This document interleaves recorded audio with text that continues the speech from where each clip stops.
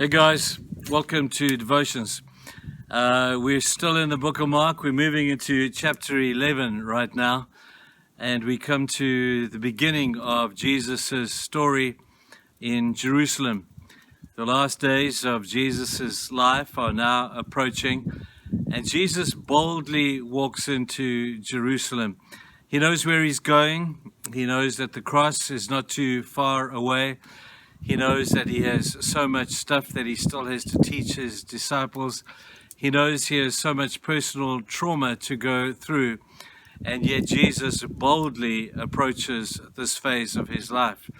And so I pick up the reading today from chapter 11. I want to read to you just a few verses. As they approached Jerusalem and came to Bethphage and Bethany at the Mount of Olives, Jesus sent two of his disciples, saying to them, "Go to the village ahead of you, and just as you enter it, you will find a colt or a donkey tied there, which no one has ever ridden. Untie it and bring it here. If anyone asks you, 'Why are you doing this?' tell him, 'The Lord needs it and will send it back shortly.'" Jesus sends his disciples with this most unusual request. Go to Jerusalem, and you will find a donkey tied there, and I want you to bring it back. And if the owner or anybody else says, "What are you doing?" just say, "Hey, the master has use of this thing. He's going to return it." And it's beautiful. Jesus always returns what he has asked for. And very often at the end of the day, he's going to return to us a whole bunch more than we will ever possibly have given to him. But here's what I want to pick up on today.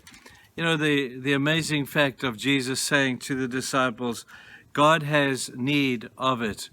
Tell the man, God needs this. And I look at that and I say, does God really need a colt? Surely he's God. He could be able to produce an E-type Jag if he wanted to. Why would he suddenly need this colt? But there's a beautiful lesson for us as human beings here, is that God wants us to participate with him in the work of his kingdom. And God has need of certain things. If God came to you and said, "I have need of something that you have got," could it be a talent? Could it be a treasure you have? Could it be your time? We all have that, haven't we? But if God came to you and said to you, "I have need of this particular thing," I wonder what we'd say. I wonder, first of all, if we'd hear him in the midst of the busyness and the hustle bustle of life and everything that is going on over there. But I wonder if God would come to us and say, "Man, Trevor, I just need that. I just need your tongue.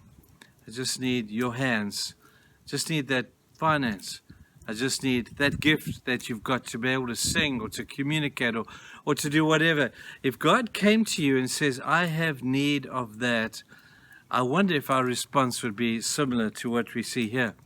Quite obviously, the man says, "Man, if the master needs, I don't even know who the master is, but if he has need of it, you can take it." I just love the thought that God wants us to give to him the things that he needs to establish his kingdom. The word need is almost a word taken lightly here because we know God needs nothing. But God needs for you to give it, not for his good, but I think for yours. When he asks you for something, it's not because he needs it.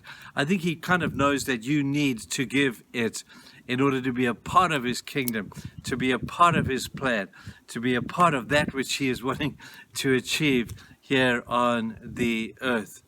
Now, I love the fact that it's just a donkey, you know. God's not asking you for very much.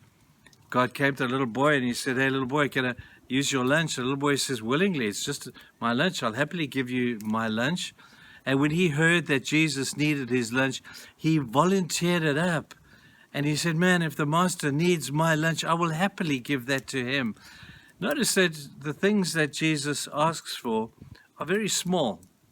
Not huge things. They're just small things.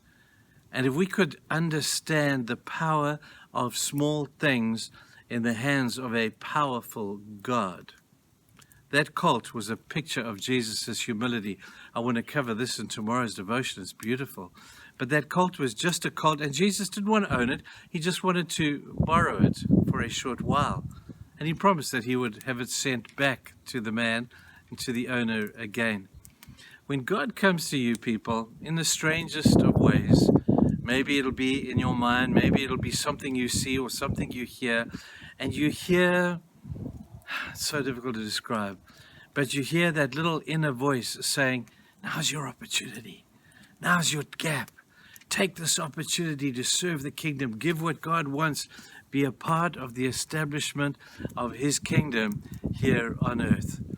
I really hope when you hear that little voice, when you hear that little something inside of you that says, man, I can help out here, that you'll respond like the little boy and say, hey, Jesus, I give it to you. It belongs to you anyway, and I found it a great privilege and a great joy to give you, Jesus, that which you need to establish your kingdom.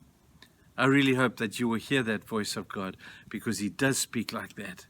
And I hope that you will respond appropriately when God says, man, I need that. I just need that. It's not much. It's only a little. I just need that. We all know the big deal thing here is that God wants our lives, doesn't he? And when he owns our lives, he kind of owns everything anyway. Have a great day, you people, and we'll see you again tomorrow. Bye-bye.